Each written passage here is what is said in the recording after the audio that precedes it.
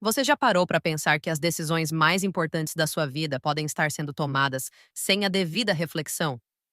As resoluções de Jonathan Edwards, escritas há 300 anos, têm algo surpreendente a nos dizer sobre isso.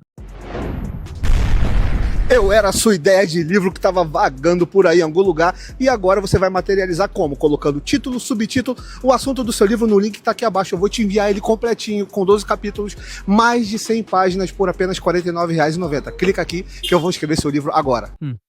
É fascinante como um texto do século XVIII pode ser tão relevante hoje, especialmente quando falamos sobre tomada de decisões consciente.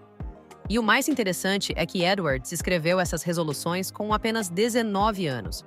Imagina só, um jovem que decidiu estabelecer princípios tão profundos para guiar toda a sua vida. Bem, isso me faz pensar em como ele começou com aquela declaração impressionante de humildade, reconhecendo sua total dependência de Deus. Exatamente! E sabe o que é mais surpreendente? Ele não só escreveu essas resoluções, mas se comprometeu a revisá-las semanalmente. Um nível de disciplina que poucos de nós conseguiríamos manter hoje. E quando olhamos para a Resolução 39 especificamente, uau, ele fez um compromisso bastante radical, não é? Oh, sim.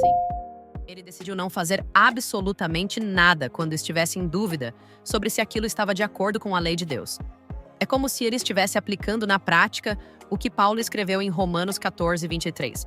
Você sabe que isso me lembra muito o que Martinho Lutero disse durante a Dieta de Worms, em 1521. Não é seguro nem correto ir contra a consciência. E olha só como isso se conecta com o que João Calvino escreveu nas Institutas. Ele argumentava que a consciência é como um testemunho da lei divina gravada em nossos corações. É incrível como esses pensadores se complementam. Então, como você acha que podemos aplicar esse princípio hoje, em um mundo que exige decisões tão rápidas? Bem, veja só. Edwards não estava defendendo uma paralisia decisória. Na verdade, ele incluiu uma ressalva crucial. Só não farei assim se deixar de ser necessário questionar. É como um músico que pratica tanto que não precisa mais pensar em cada nota. É como desenvolver um reflexo espiritual, não é? Exatamente. E isso se conecta perfeitamente com Hebreus 5,14, sobre como o exercício constante desenvolve nossa capacidade de discernimento. Estudos mostram que levamos, em média, 66 dias para formar um novo hábito. E pensando nas aplicações práticas, como isso se aplica às redes sociais, por exemplo? Ótima pergunta. Antes de cada post ou compartilhamento, poderíamos fazer 3 perguntas simples. Isso edifica? Isso é verdadeiro? Isso glorifica a Deus? É interessante que estudos mostram que pessoas levam, em média, apenas 2,5 segundos para decidir compartilhar algo. Nossa, isso é muito pouco tempo para um discernimento adequado. E sabe o que torna isso ainda mais relevante? Edwards estava profundamente influenciado pela tradição puritana, que não fazia distinção entre sagrado e secular.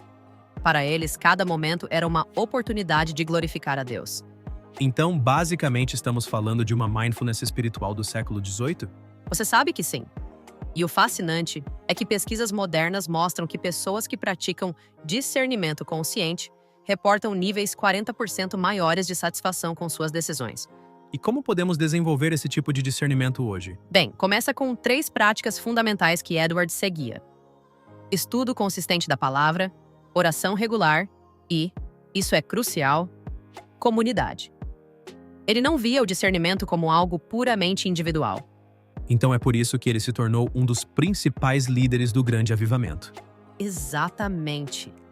E olha só que interessante. Suas resoluções não o paralisaram, mas o ajudaram a tomar decisões mais sábias.